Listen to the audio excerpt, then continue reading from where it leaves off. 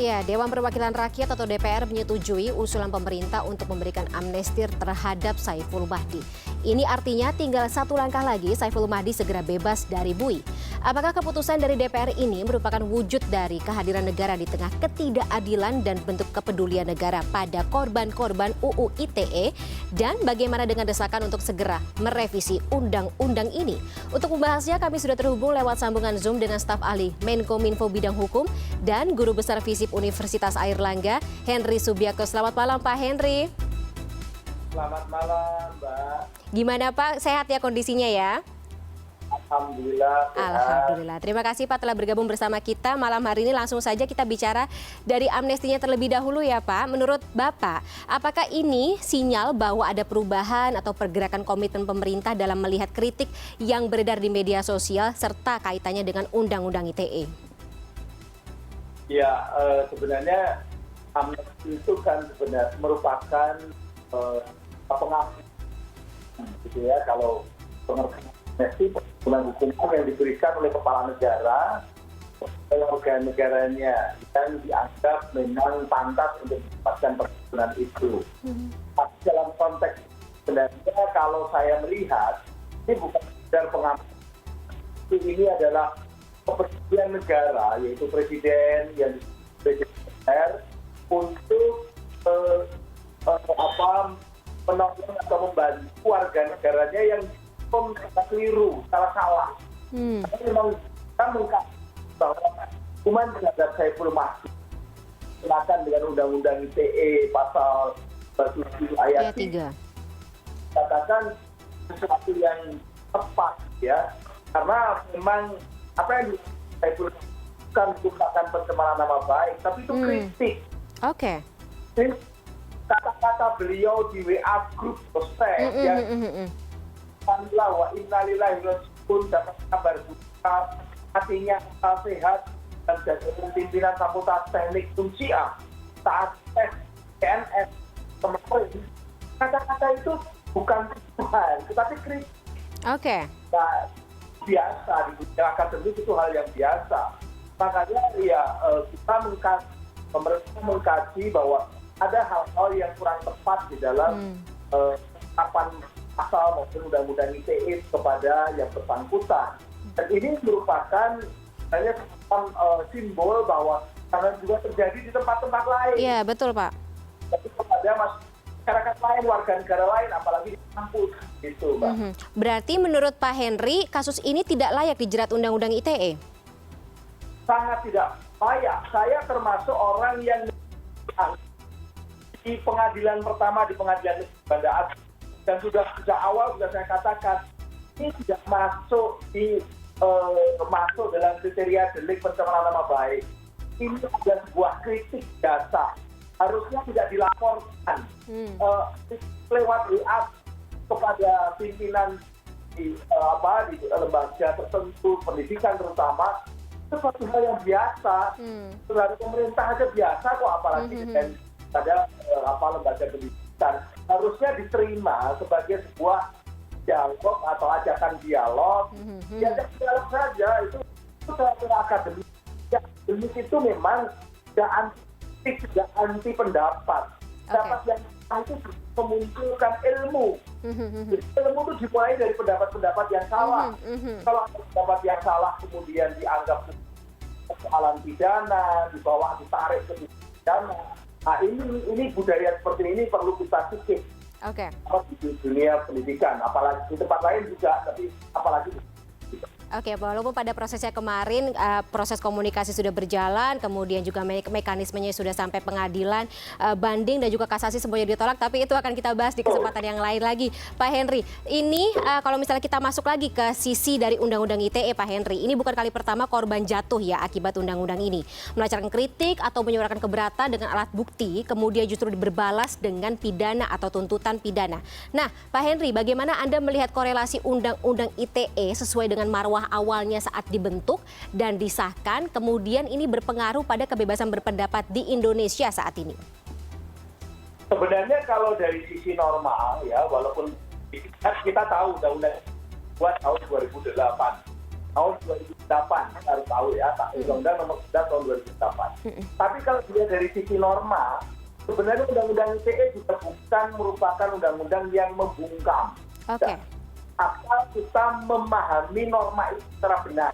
Persoalannya di lapangan itu seringkali dipahami secara keliru. Oke. Makanya Presiden memerintahkan kepada Menko Polhukam tim, dan akhirnya dibuatlah tim untuk membuat pedoman. Nah sekarang pedomannya sudah ada, dan gunakan pedoman itu terutama bagi para penegak hukum kalangan dan maupun kejaksaan, supaya mereka mengikuti pembuatan pedoman yang sudah dibuat oleh yang mereka, yaitu Pak Kapolri, Pak Jaksa Agung, dan juga Menteri Kominfo, begitu di bawah koordinasi Menko Polhukam. Jadi kalau udah itu diikuti, Undang-Undang ITE clear. Oke. Pasalnya itu sebenarnya clear. Pak memang yang harus kemarin makanya pedoman sangat penting KB yang dibuat oleh Pak Kapolri, Jaksa Agung, dan Menko di bawah koordinasi Menko Polhukam sangat penting dan sangat penting. Oke, kan sudah ada pedoman nih Pak Henry, kemudian masih ada kejadian seperti Pak Saiful Mahdi ini. Apakah dari mungkin ke depannya gitu, Menkominfo sendiri bisa memberikan sebuah penegasan kalau misalnya ada aparat atau penegak hukum yang tidak mengikuti pedoman yang sudah ditetapkan ini? Mungkin ada tindakan? Pedoman ini kan semacam kesepakatan dari KPU, kesepakatan dari 3 institusi, Menkominfo, Jaksa Agung, dan kemudian Kapolri. Artinya kalau ada polisi yang tidak mengabaikan kesepakatan ini, berarti dia tidak mengakui atau tidak mengikuti apa yang dilakukan oleh Kapolri. Nah, Jaksaan begitu. Nah, masing-masing ini pimpinannya yang nanti akan mengingatkan. Pimpinannya berarti mereka tidak menghormati kesepakatan yang dibuat oleh pimpinan tertinggi mereka, baik itu Kapolri, Jaksa Agung maupun Menkominfo kan begitu. Menkominfo nanti ke jajaran Kominfo, Kapolri dan Polisi Republik Indonesia dari Sabang sampai Merauke. Oke, jadi ini bisa jadi pertimbangan ke depannya untuk para penegak hukum ya, baik dari polisi, kemudian juga jaksa, para penuntut umum yang ada di tiap-tiap pengadilan ini untuk mengikuti pedoman yang sudah menjadi kesepakatan bersama ini ya Pak Henry. Oke, Pak Henry ya, kita... Minimal untuk ke dalam pemerintah. Jadi tangan kepolisian sama kejaksaan dan juga kementerian. Jadi kalau untuk hakim itu mungkin ya di luar pemerintahan, di luar eksekutif. Ini kan pembuatan eksekutif. Oke, tapi kan sama nih berarti kan perspektifnya harusnya sama dong Pak. Oke, baik-baik. Pak Henry, kita sedikit balik lagi ya ke konteks amnesti. 2 kali, kalau misalnya kita ingat ya 2 kali sudah amnesti diberikan pada korban Undang-Undang ITE. Pasalnya juga sama, Pak Saiful Mahdi, kemudian sebelumnya ada Ibu Baik Nuril. Ini kemudian juga kondisinya kan sama ya Pak ya, setelah viral kemudian muncul dari desakan dari berbagai sektor. Nah, Pak Henry, bagaimana Anda melihat keseriusan pemerintah kalau kita membaca pola yang sama ini berulang? Tadinya ada kritik, kemudian kena Undang-Undang ITE, kemudian viral, kemudian Presiden turun tangan. Ini menunjukkan bahwa Presiden itu berkomitmen bahwa kritik maupun hal-hal yang dikaitkan dengan Undang-Undang ITE itu perlu diklirkan. Nah, ternyata memang ada kesalahan di dalam penerapan. Maka Presiden karena memiliki hak, yaitu hak untuk memberikan amnesti, beliau memberikan amnesti dan begitu. Amnesti ini sebenarnya koreksi juga. Koreksi pada levelnya adalah pada masyarakat yang melaporkan, yang mudah melaporkan. Jangan mudah melaporkan kalau dengan kritik. 2, aparat di tingkatan pengadilan negeri, yaitu jaksa dan ini juga kritik sampai ke pengadilan ke Mahkamah Agung. Sebenarnya teman-teman harusnya koreksi juga bahwa kenapa diberikan amnesti oleh Presiden. Something wrong dong dalam keputusan mereka gitu. Nah ini adalah koreksi bagi kita semua yang Bapak Presiden dan juga DPR. Jangan lupa ya, Presiden dan DPR adanya amnesti ini. Tapi jangan sampai juga ke depannya ada kejadian seperti ini berulang, kemudian amnesti tersebut diberikan lagi, tapi akan menjadikan salah presiden begitu ke depannya ya Pak Henry ya. Nah, justru itu jangan sampai. Ini adalah sebagai peringatan.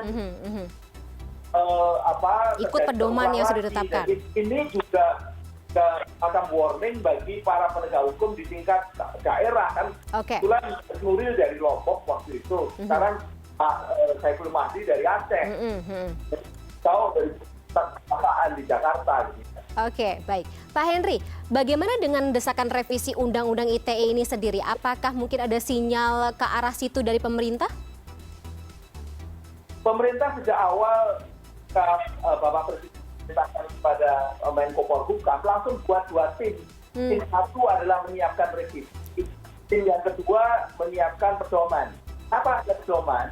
Karena kita tahu bahwa revisi tidak mudah, harus melibatkan akademis, ya, karena ada naskah akademisnya, kemudian harus melibatkan DPR dengan berbagai macam saksi, dan masih banyak RUU yang belum selesai. Pasti walaupun kita semua ingin revisi, tapi tidak secepat yang dibayangkan. Makanya dibuat dulu pedoman sementara.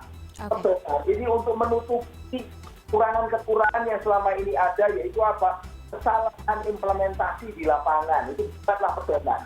Nah, pedoman-pedoman ini nanti kita masukkan, kalau memang bagus, kita masukkan pengertiannya sesuai dengan revisinya seperti mengikuti atau mengambil di pedoman itu. Gitu.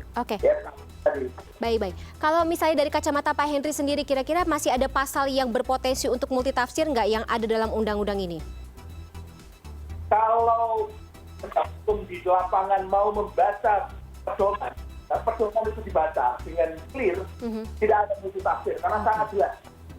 Tetapi kalau mereka mengabaikan pedoman dengan alasan macam-macam bahwa pedoman ini bukan peraturan perundang-undangan dan lain-lain, padahal pedoman ini kesepakatan yang tidak mereka, ya saja, dan sekarang masih baru saja kemarin di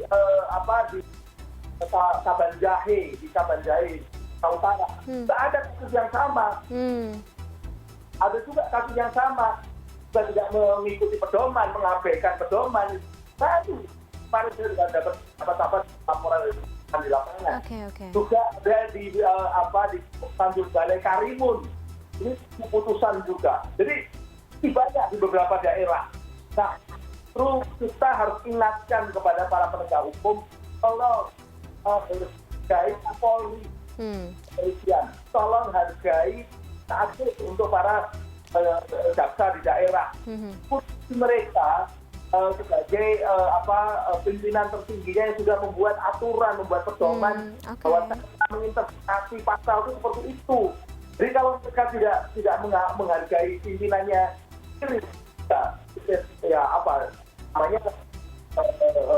tidak loyal pada kita. Jadi pokoknya pada intinya ya Pak Henry, kita menyamakan perspektif supaya tidak terjadi lagi multitafsir pasal-pasal dalam Undang-Undang ITE tersebut, dan tentunya yang jadi harapan kita para warganet, warga Indonesia adalah kebebasan berpendapat kita tidak dikotak-kotakan, kemudian juga tidak terkungkung dengan adanya pasal-pasal yang biasanya selama ini dimultitafsirkan oleh pihak-pihak yang terlibat di dalamnya. Begitu ya Pak Henry ya? Betul, jadi kebebasan berpendapat itu tidak bisa dihukum. Kritik itu tidak bisa dihukum. Setuju. Tetapi kalau fitnah, tuduhan yang tidak berdasar, kemudian hoax yang itu baru masuk itu ya. Harus dihukum. Tapi kalau kritik tidak dibedakan. Kritik tidak kena, pendapat tidak kena, tapi kalau namanya memfitnah orang, menuduh orang tanpa bukti, ataupun juga membuat hoax yang ingin membuat keonaran. Baik, terima kasih. Iya, itu kita setuju semuanya, kita sama tafsirannya semuanya. Terima kasih Pak Henry, karena durasi sangat sempit, kita harus sudahi dulu dialog kita pada malam hari. Terima kasih sekali atas waktunya hadir bersama kami di CNN Indonesia Connected pada malam hari ini. Sehat selalu Pak Henry, selamat malam. Terima kasih, selamat malam. Ya.